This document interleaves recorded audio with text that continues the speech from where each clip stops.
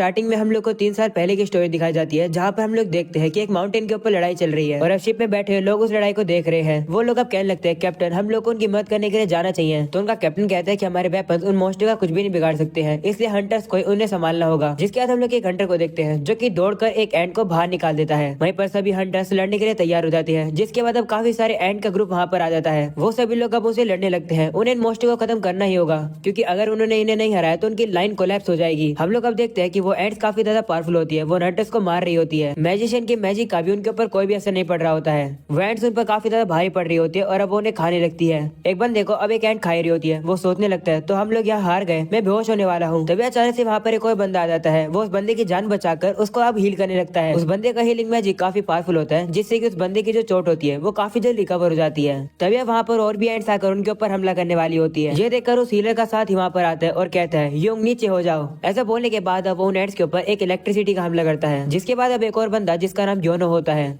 वो तो नेट से जाकर हाथों से ही लड़ने लगता है। वहीं पर उसका साथी भी उसकी मदद कर रहा होता है। वो देखकर बाकी हंटर्स खुश जाते हैं और कहते हैं कि ये तो एस रैंक हंटर्स हैं, हमें बचाने के लिए आ गए। वहीं पर अब वो लोग युग से कहते हैं कि तुम तो हमसे काफी जल्दी यहाँ पहुंच गए। तो कहता है हाँ माफ करना, मैं काफी सारे और लोगों की जान बचाना चाहता था और वैसे ही मुझे पता था कि तुम लोग मुझे बचा लोगे। जिसके बाद अब उन लोग के सामने एक काफी सफेद बड़ी सी एंट आ जाती है। वो देखकर वो दोनों एस रैंक के हंटर अब उससे लड़ने के लिए चले जाते हैं। वहीं पर योनो तो उस मॉन्स्टर को अपने हाथों से रोक लेता है। जिसके बाद वो बिजली वाला बंदा ऊपर से आकर उस एंट के ऊपर हमला करता है। इससे योनो को मौका मिल जाता है उस मॉन्स्टर के मुंह को तोड़ने का। वो अब उसी के मुंह को घुमाकर उसके ऊपर काफी जोर से मारता है। वो भी उसके आर पार हो जाती है, जिसकी वजह से वो एंट वहीं खत्म हो जाती है। जिसके बाद अब वहाँ पर एक एक करके और भी काफी सारी एंट्स आने लगती है। तो योनो और अब उसका साथी अपने आप को पावर अप कर लेते हैं। वहीं पर अब उनका एक और साथी उनकी बैटल को काफी दूर से देख रहा होता है और कहते हैं लगता है वो लोग टाइम पर पहुंच गए। तभी अब उसके सामने भी काफी सारे मॉन्स्टर्स आने लगते हैं। तो वो बंदा जिसका नाम चोय होता है, वो अपनी पावर्स को यूज करके उन मॉन्स्टर्स के ऊपर फायर से हमला करता है। लेकिन अभी भी बड़ी वाली एंट बची हुई होती है। वो देखकर बाकी के हंटर्स जाकर अब उनसे लड़ने लगते हैं। अगले सीन में अब नरेटर हम लोग को बताता है कि काफी डेकेड्स पहले इस दुनिया में ऐसी पोर्टल ओपन है जो कि दूसरी डायमेंशन को एक दूसरे से कनेक्ट करती है। इस पोर्टल के अंदर काफी सारे मॉन्स्टर्स और मैजिकल बीस्ट रहते हैं। कन्वेंशनल वेपन जैसे कि गन वगैरह से इनसे लड़ा नहीं जा सकता है। इन मॉन्स्टर से सिर्फ वही लोग लड़ सकते हैं जिनके अंदर स्पेशल एबिलिटीज अवेकन हुई है। उन लोग को हंटर्स कहा जाता है। उनके मैजिकल पावर्स के बेस पर उन लोग को SABCDE रैंक में क्लासिफाई किया गया है। और एक बार अगर तुम्हारे अंदर स्पेशल एबिलिटीज अवेकन हो गई तो तुम कितनी भी मेहनत कर लो, तुम्हारी एबिलिटीज कभी भी और ज्यादा डेवलप नहीं होंगी। जिसके बाद हम लोग देखते हैं 3 साल बीत जाते हैं और हम लोग को प्रेजेंट का सीन दिखाया जाता है। उसी पोर्टल के सामने काफी सारे हंटर्स खड़े हैं रेड मिशंस करने के लिए। वहीं पर एक बंदा जिसका नाम किम होता है, उसके पास एक पार्क्स नाम का बंदा आता है। उसे देखकर किम कहते हैं कि तुम यहाँ क्या कर रहे हो, मुझे लगा कि तुमने हंटिंग क्विट कर दी। तो कहता है कर तो दी थी, लेकिन मेरी वाइफ प्रेग्नेंट है और वो हमारे दूसरे बेटे को जन्म देने वाली है, इसलिए हमें थोड़े पैसे की जरूरत है। तो किम उसे कहते हैं कि तुम्हारा डिसीजन तो सही है, रेड मिशंस पूरे होने पर काफी सारा पैसा जो मिलता है। तब यहाँ पर हमारे मेन कैरेक्टर जिन्वो की एंट्री होती है। सभी लोग अब उसे ग्रीटिंग्स कर रहे होते हैं। वहीं पर किम भी उससे कहते हैं कि क्या तुमने आज अच्छे से खाना खाया, जिसको कहते हैं हाँ अच्छे से खाया मैंने।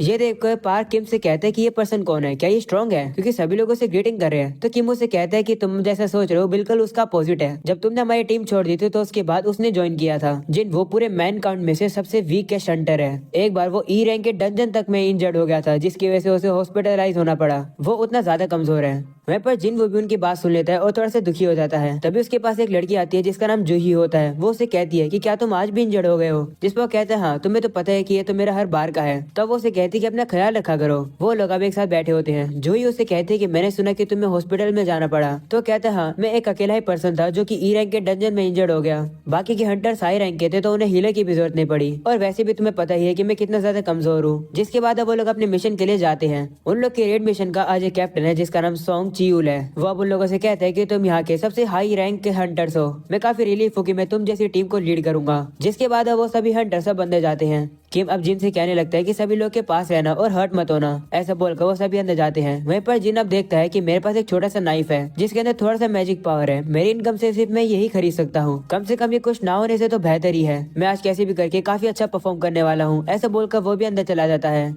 अगले सीन में अब हम लोग एक बंदे को देखते हैं जो कि प्रेसिडेंट गो को उसके हार्डवर्क के लिए शुक्रिया करता है और पूछता है कि गवर्नमेंट के साथ आपकी मीटिंग कैसी गई। तो वो कहता है कि वो हमेशा की तरह वही बात कह रहे थे। वो चाहते हैं कि हम डंजन ब्रेक को अवॉइड करें और वो डिमांड करे कि हम लोग उन्हें डंजन के मिले हुए सामान को उन्हें सप्लाई करें। उन लोग की जो रिक्वेस्ट है वो बिल्कुल भी गलत नहीं है। डंजन से मिले हुए सामान को बेचकर हम लोग काफी पैसे कमा रहे हैं। मैजिक बीस्ट को हराने के बाद हम लोग को ये क्रिस्टल्स मिलते हैं। इन्हें मैजिक जेम्स भी कहा जाता है। इन्हें बेचकर पैसे कमाए जा सकते हैं।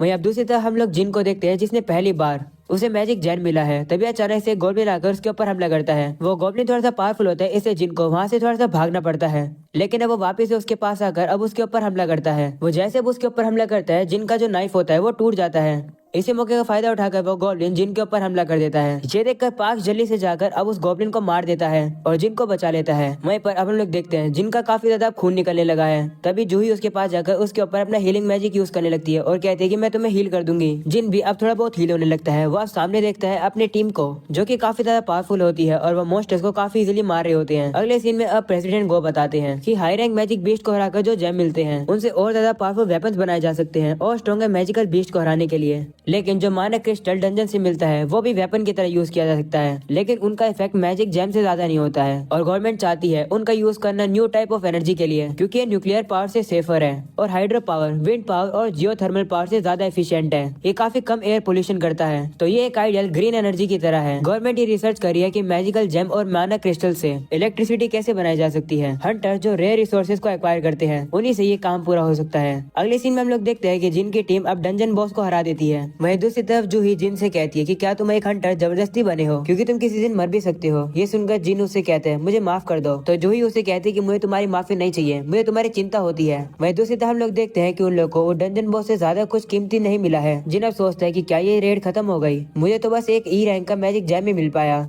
आखिर इसके लिए मैं अपनी जान क्यों दे रहा था। तभी एक हंटर उन लोगों को वहाँ पर बुलाकर एक केव दिखाता है, जो कि काफी ज्यादा डीप जा रही होती है। वो देखकर वो लोग सोचने लगते हैं कि क्या ये एक डबल डंजन है। वो लोग अब सोचने लगते हैं कि अगर वो लोग इस केव के अंदर जाएंगे तो उन्हें कीमती मोस्टर मिल सकते हैं, जिन्हें हराकर उन्हें कीमती सामान मिलेगा। सोग हम उन लोगों से कहता है कि ऐसी सिचुएशन में हम लोग को हंटर एसोसिएशन को रिपोर्ट करना चाहिए। तो पार्क उसे कहते हैं कि हमें अंदर चलना चाहिए, ये तो बस एक डी रैंक का डंजन है, रिस्क तो हम लोग लेंगे लेकिन हमें कीमती सामान भी मिल सकता है। ये सुनकर सोंग कहते हैं ठीक है चलो वोट करते हैं कि आखिरकार अंदर कौन जाना चाहता है। तब सभी लोग वोट करने लगते हैं। वहीं पर जूही तो अंदर जाना ही नहीं चाहती है। वोटिंग करने के बाद पता चलता है कि 6 लोग अंदर जाना चाहते हैं और 6 लोग नहीं जाना चाहते हैं। अब से जिन के ऊपर डिपेंड करता है कि वो क्या वोट करेगा। वो सोचने लगता है कि मुझे पता है कि एक डी रैंक का डंजन कितना डेंजरस हो सकता है, लेकिन मेरे डैड गुम हो गए हैं और मेरी फैमिली में सिर्फ मैं ही अकेला कमाने वाला हूँ। मेरी मॉम के मेडिकल खर्चे होते हैं और मेरी बहन को कॉलेज जाना है, उन सब के लिए मुझे पैसे की जरूरत है। जिन अब उन लोगों से कहता है कि मैं अंदर जाऊंगा। अगले सीन में हम लोग को एक जगह दिखाई जाती है, जहाँ पर एक लेडी एक बंदे से कहती है कि अपना हाथ इस क्रिस्टल के ऊपर रखो। तो वो ये वैसे करता है और अब वो लड़की डेटा को कलेक्ट करती है। ऐसे ऐसे करके धीरे धीरे करके सभी लोग की बारी आ रही होती है क्रिस्टल को हाथ लगाने की। अगले सीन में एक बंदा चोय को बताता है कि एक बी रैंक का हंटर और 2 सी रैंक के हंटर्स एग्री कर चुके हैं हमें ज्वाइन करने के लिए। ये सुनकर चोय कहता है बहुत बढ़िया, फर्क नहीं पड़ता कोई भी जेंडर का हो और उम्र का हो, बस टैलेंटेड पर्सन को रिक्रूट करते रहो। तो बंदा कहता है ठीक है, लेकिन मुझे नहीं लगता कि ऐसा कोई टैलेंटेड पर्सन मिलेगा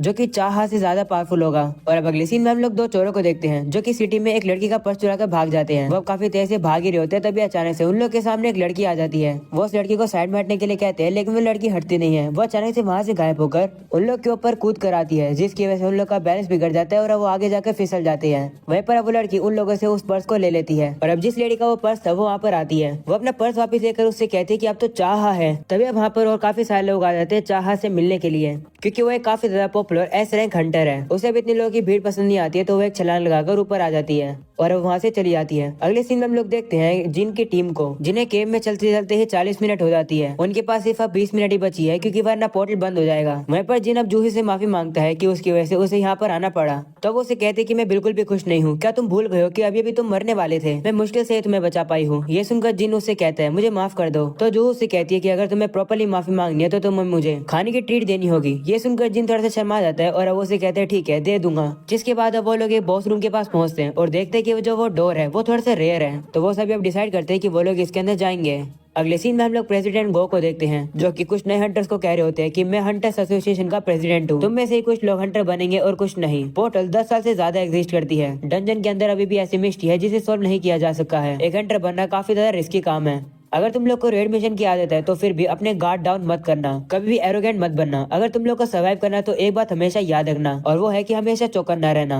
वहीं अब लोग जिन की टीम को देखते हैं, जो कि अब उस डंजन के अंदर आ जाती है। वो रूम उन लोगों को काफी ज्यादा अजीब लग रहा था। वहाँ पर अलग अलग तरीके की स्टैचूज भी खड़ी थी, जो कि काफी ज्यादा पुरानी लग रही होती है। वहीं पर जिन अब एक मूर्ति के सामने खड़ा हुआ था और कहता है कि ये वाली मूर्ति थोड़ी बड़ी लग रही है। वो लोग अब इस बात से हैरान है कि इस जगह पर एक भी मैजिकल बीस्ट नहीं है। उन लोग को जमीन पर एक मैजिक सर्कल भी मिलता है और एक दीवार पर कुछ लिखा हुआ भी मिलता है जो कि एंशिएंट मैजिक में लिखा था। वहीं पर सॉन्ग उसे जाकर पढ़ने लगता है। तभी अचानक से जूही जिन को पकड़ लेती है और कहती है कि जो वो बड़े वाला स्टैचू है उसकी आंख अभी भी हिली है, वो हमें देख रहा था। ये सुनकर जिन को उसकी बात पर बिल्कुल भी बिलीव नहीं होता है। तभी हम लोग देखते हैं कि वहाँ का जो गेट होता है वो बंद हो जाता है। ये देखकर वो लोग शौक हो जाते हैं। वहीं पर एक बंदा कहता है मैंने कहा था कि यहाँ नहीं आना चाहिए, तुम डंजन को अंडर एस्टिमेट करे थे, यहाँ से तुम्हें जितना भी रिवॉर्ड मिले तुम खुद ले लेना, लेकिन मुझे यहाँ से निकालो। वो अब गेट को खोलने की कोशिश कर रहा होता है, लेकिन तभी अचानक से एक मूर्ति आकर उसके ऊपर हमला करती है और वो उसे पूरी तरीके से बीच में काट देती है। ये देखकर सभी काफी ज्यादा शौक हो जाते हैं। सभी लोग अब डर जाते हैं और कहते हैं कि हमें इतनी बड़ी मूर्तियों से लड़ाई करनी है। वहीं पर जिन अब सोचता है कि जो पर्सन अभी अभी मरा वो डी रैंक का था, लेकिन वो तो इतनी जल्दी मर गया। ये काफी ज्यादा अजीब बात है, ये तो एक डी रैंक का डंजन होना चाहिए था। यहाँ पर इतने पावरफुल क्रिएचर्स कैसे हैं? वो पीछे मुड़ता है और देखता है कि एक मूर्ति उसी की तरफ देखती है। जिन अब हम लोग को बताने लगता है कि उसके साथ काफी बार लाइफ और डेथ सिचुएशन हुई है। वो अपनी टीम से अलग हो गया था और पहली ही रेड मिशन में उसके ऊपर हमला हो गया था। एक ई रैंक के मैजिकल बीस्ट ने उसे इंजर्ड कर दिया था और इसकी वजह से उसे काफी हफ्तों के लिए हॉस्पिटल में रहना पड़ा। वो ऑलमोस्ट मर ही गया था और एक मेज के अंदर ट्रैप हो गया था।